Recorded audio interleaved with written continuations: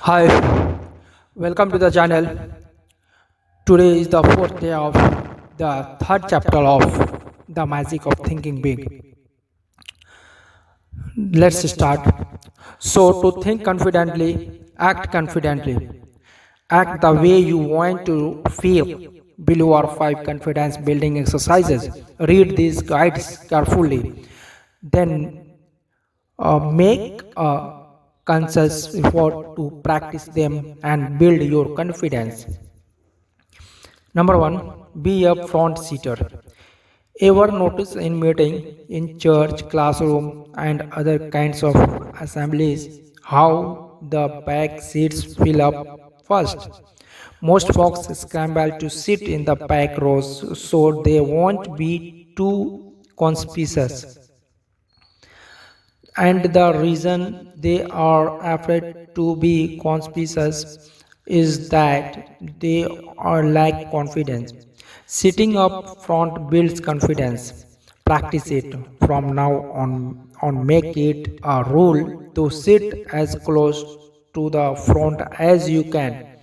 Sure, you may be a little more conspicuous in the front, but remember, there is nothing inconspicuous about success. Practice. Practice making eye contact. How a person uses his eyes tells us a lot about him. Instinctively, you ask yourself questions about the fellow who doesn't look you in the eye. What's he trying to hide? What's he afraid of? Is he trying to put something over on me? Is he holding something back? Usually, failure to make eye contact says one of two things. It may say, I feel weak beside you, I feel inferior to you, I am afraid of you, or avoiding another person's eyes may say, I feel guilty, I have done something, or I have thought something that I don't want you to know. I am afraid if I let my eyes connect with yours, you will see through me. You say nothing good about yourself when you avoid making eye contact. You say, I am afraid, I lack confidence. Conquer this fear by making yourself look the other person in the eyes. Looking the other person in the eye tells him, I am honest and above board. I believe in what I am telling you. I am not afraid, I am confident. Make your eyes work for you. Aim them right at the other person's eyes. It not only gives you confidence, it wins you confidence too. Number three, walk 25% faster. When I was youngest, just going to the county seat was a big treat. After all, the errands were accomplished and we were back in the car. My mother would often say, Davy, let's just sit here a while and watch the people walk by. Mother was an excellent game player. She would say, see that fellow. What do you suppose in troubling him? Or what do you think that lady there is going to do? Or look at the person, he just seems to be in a fog. Watching people walk and move about became real fun. It was a real cheaper than the movies, which was one of the reasons I learned later that mother developed the game and it was a lot more instructive. I still am a walk watcher. Corridors, lobbies, on sidewalks. I still occasionally find myself studying human behavior simple by watching people move about. Psychologists link slovenly postures and sluggish walking to unpleasant attitudes toward oneself, work, and the people around us. But psychologists also tell us you can actually change your attitudes by changing your posture and speed of movement. Watch and you discover that body action is the result of mind action. The extremely beaten person, the real down and outers just shuffle and stumble along. They have zero self confidence. Average people have the average walk. Their pace is average. They have the look of I really don't have very much pride in myself. Then there's a third group. Persons in this group show super confidence. They walk faster than the average. There seems to be a slight sprint in the way they walk. Their walk tells the world, I have got some place important to go, something important to do. What's more, I will succeed at what I will do 15 minutes from now. Use the walk 25% faster technique to help build self-confidence. Throw your shoulders back, lift off your head, move ahead just a little faster and feel self-confidence grow. Just try and see. Number four, practice speaking up. In working with many kinds of group of all sizes, I have watched many persons with a keen perception and much native ability freeze and fail to participate in discussion. It is that these folks don't want to get in and word with the rest. Rather, it's a simple lack of confidence. The confidence claim thinks to himself, my opinion is probably worthless. If I say something, I will probably look foolish. I will just say nothing. Besides, the others in the group probably know more than I. I don't want the others to know how ignorant I am. Each time the conference claim fails to speak, he feels even more inadequate, more inferior.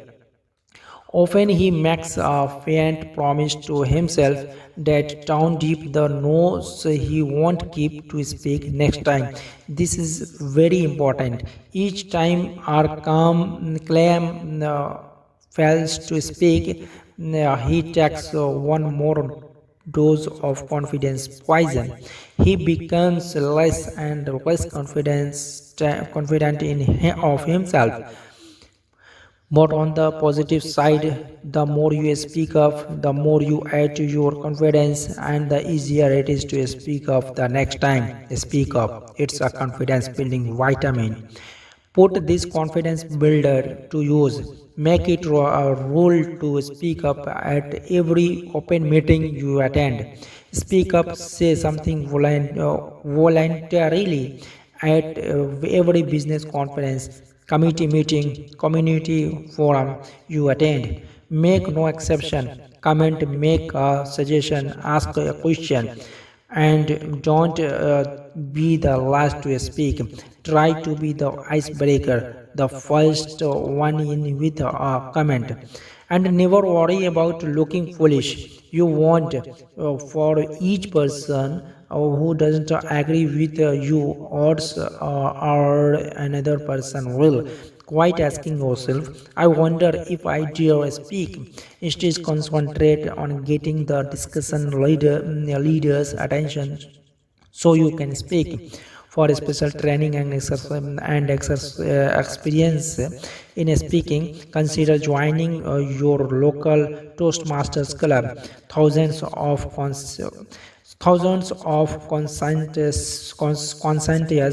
people have developed confidence through a planned program to feel at ease talking with people and to people. Smile big. Most folks have heard at one time or another time, a smile will give them a real boost.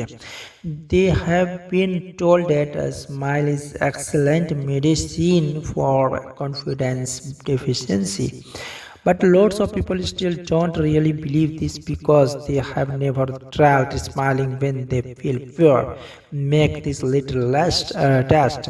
Try to feel defeated and smile big at the same time. You can't. A big smile gives you confidence. A big smile beats fear, rolls away worry, defeats despondency. And a real smile does more than cure just you ill feeling. A real smile melts away opposition of others and instantly too. Another person simply can't be angry with you if you give him a big, a sincere smile. Just the other day, a little incident happened to me that illustrates this.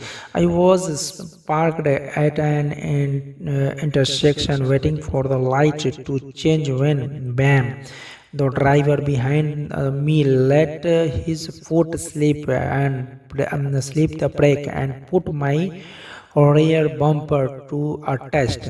I looked back through my mirror and saw him getting out. I got out too and forgetting the rule book started preparing myself for verbal combat. I confess I was ready verbally to bite him to pieces.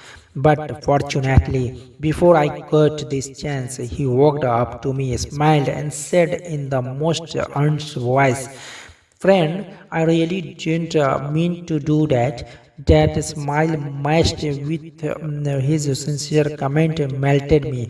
I mumbled something about "that's okay, happens all the time," almost in less time than it takes to wink an eye. My position turned into friendship.